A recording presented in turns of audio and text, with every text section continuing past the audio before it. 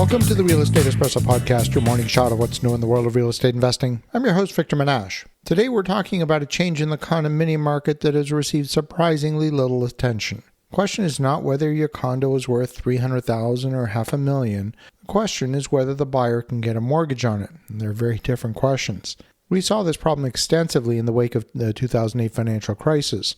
There were condo projects all over the country where individual owners stopped paying their mortgages. Many also stopped paying their condo fees.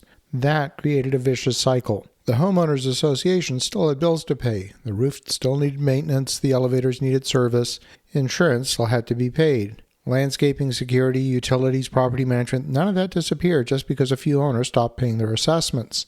As delinquencies increased, the financially healthy owners had to carry more of that burden. Eventually, some condo projects no longer met lending standards. Once conventional financing disappeared, the pool of potential buyers shrank dramatically. In fact, I remember distinctly that several lenders required the percentage of unit holders not only to be paying, but also for a higher percentage to be owner-occupied. If there was too high a percentage of tenants, that was seen as a lending risk, and some lenders would not loan against those situations. So eventually, some condo projects no longer met lending standards. Once conventional financing disappeared, the pool of potential buyers shrank dramatically. We also saw some problems with newly constructed condo projects where too few units had been sold. We saw that, for example, in Miami. There simply weren't enough paying owners to support a viable homeowners association. Fannie Mae has rules addressing precisely this issue. Under its full review process, no more than 15% of the units can be more than 60 days delinquent on regular HOA dues. That same 15% test applies to delinquency on special assessments.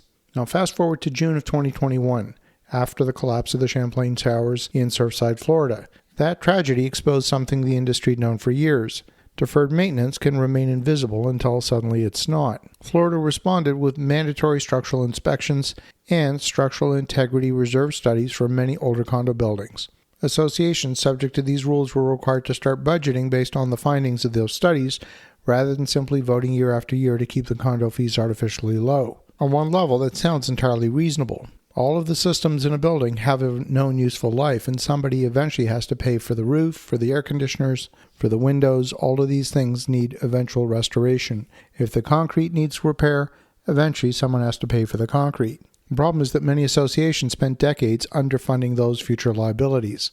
When the bill finally arrived, owners were facing dramatic increases in monthly assessments or huge special assessments. Imagine being 78 years old. You've paid off your mortgage 10 years ago. You thought your housing costs were fixed.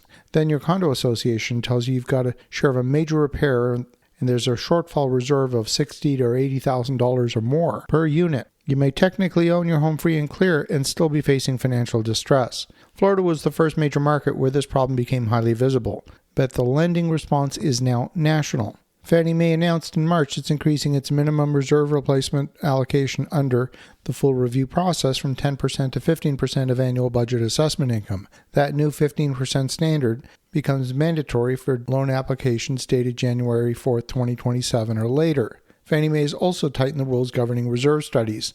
If an association is relying on a reserve study rather than the standard budget percentage, the lender must use the highest recommended reserve allocation in the study. The old baseline funding approach, where reserve balance could essentially approach zero without going negative, can no longer be used to justify the exception. Those reserve study changes became mandatory for applications dated August 3rd of this year or later. Freddie Mac has moved in the same general direction, although its current numerical budget requirement remains 10% rather than Fannie Mae's announced 15%. Freddie Mac has likewise eliminated the use of baseline funding when a reserve study is being used as an exception. It also requires lenders to use the highest funding recommendation contained in the reserve study. So what does it all mean? It means your condominium is no longer being underwritten merely as an individual piece of real estate. The lender is underwriting you, the borrower, your individual unit, and your condominium association. You could have an 800 credit score, a 40% down payment, and a spotless payment history, and the transaction can still fail because the association has inadequate reserves, excessive delinquencies, unresolved structural problems, or insufficient documentation. That creates a second-order effect on value. Real estate values are not determined only by supply and demand, they're also influenced by the availability of credit. Take away conventional financing and you reduce the number of qualified buyers, and when you reduce the number of buyers, price eventually is going to adjust downward. We saw that again in the wake of 2008. That's why anyone considering buying a condo today has to perform due diligence on a lot more than just the unit. You've got to look at the association budget, the reserve balance, and the reserve study.